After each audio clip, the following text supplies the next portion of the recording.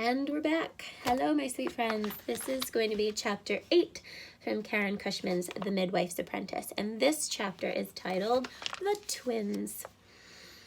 There being few babies born that September, Alice and the midwife spent their days making soap and brewing cider and wine. The first occupation stank up the air for miles around, what with goose grease and mutton fat boiling away in the kettle, so that Roger Mustard in the manor fields and the miller at his wheel near the river sniffed the air and said, "Someone be making soap today." So if you stop and think about soap, like the type of soaps that we use nowadays, they probably have these beautiful fragrances,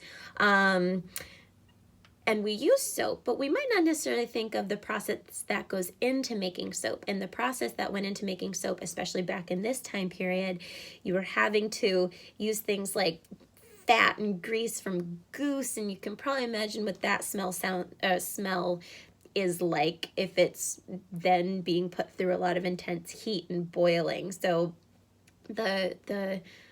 the fragrance of that process isn't necessarily as lovely as the overall fragrance of soaps that we know today. So the second task would lay perfume on the air and gladden noses near and far.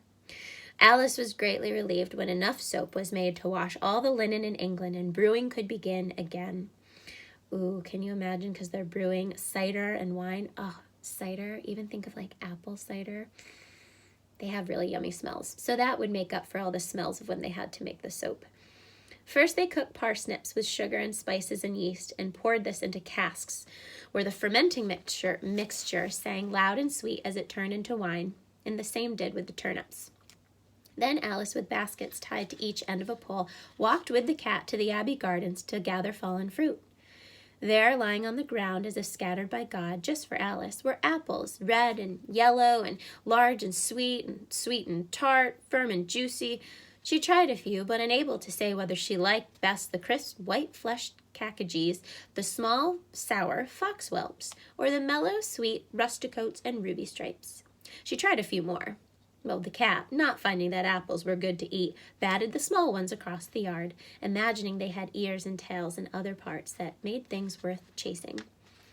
Returning to the village late in the day with her baskets and belly full of apples, Alice cut through the manor field, near where the villagers had dug a pit for the quarrying of gravel. From inside the pit came the cries of some fearsome thing, a beast or a witch or a demon. So she crossed herself and hurried her steps. Well, the demon was calling, "Come here to me, here to me." Well, Alice ran faster, then stopped.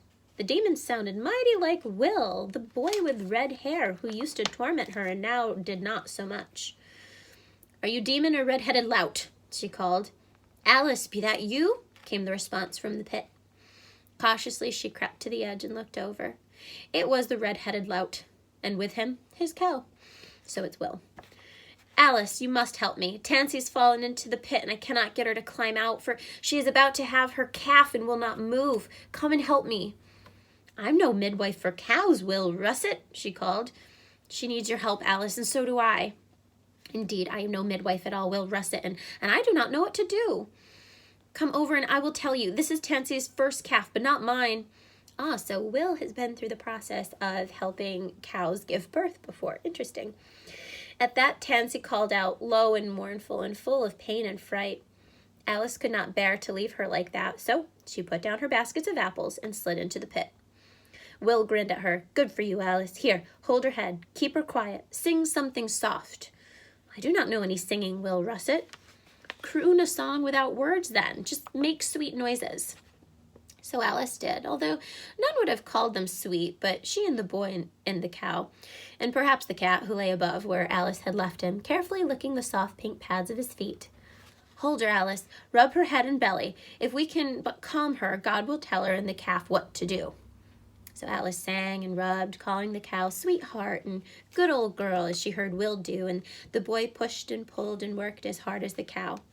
Several times they near gave up, but Alice always found one more song or one more rub inside her, and Will loved Tansy like she was his babe and not his cow. And so the tired pair kept on. We all probably feel like that about our animals too, right? They become part of the family. Finally, as the day darkened into evening, there came the feet of a calf, then more feet, and more. "Twins, Alice," cried Will. "You've brought me great luck, for Tansy be having twins." So she was, and soon 2 slippery, shiny, brand new calves were laying in the dirt of the pit, and Tansy was licking and nuzzling them gently. Well, once Alice and Will took the calves upon their shoulders and scrambled from the pit, so too did Tansy, not willing to stay alone in that hard, dark, and calfless place. Like a holy procession, and they returned to the village, and boy and girl and the newborn twins and the cow and the cat. Will, so happy with twice the bounty he expected from Tansy, made sure to tell everyone of his luck and of the great help Alice had been to him. And Alice felt her skin prickling with delight, although she got in a muck of trouble for being so long about apple gathering and then losing the baskets as well as the fruit. For in excitement of the twin calves, they were forgotten and left behind and never seen again. As September turned to October and October to November, through all those days, Alice grew in knowledge and skills. The midwife, busy with her own importance, did not notice. Alice, the grown accustomed to herself, did not notice. But the villagers noticed, and as October turned to November, and as the ghosts walked on All Hallows Eve, they began to ask her how and why and what can I. Sometimes for her help or advice, someone would pay her a ribbon or an egg or a loaf of cheese or bread, which she always gave to the midwife, as if Alice herself were just the midwife's hand or arm, doing the work and receiving the pay, but taking no credit for the task. One morning, as they sat under the old oak tree eating their breakfast bread, Alice told the cat again about the birth of Tansy's twins. All shiny they were and sticky to touch. I did not even know them, but I loved them so much. This sounded to her like a song, so she made singing sounds as she had that day in the gravel pit, and then sang her words to the tune. I don't know if I'm going to sing for you guys, but all shiny they were and sticky to touch. I did not even know them, but I loved them so much. And so it was that Alice learned about singing and making songs. Her song brightened the cold gray day to that a cowbird thought it was spring and began to sing in the old oak tree. Do you guys ever just put words or thoughts that you're thinking of to music? Or do you ever just sing to yourself songs that you already know when you're doing work? I do that a lot, actually.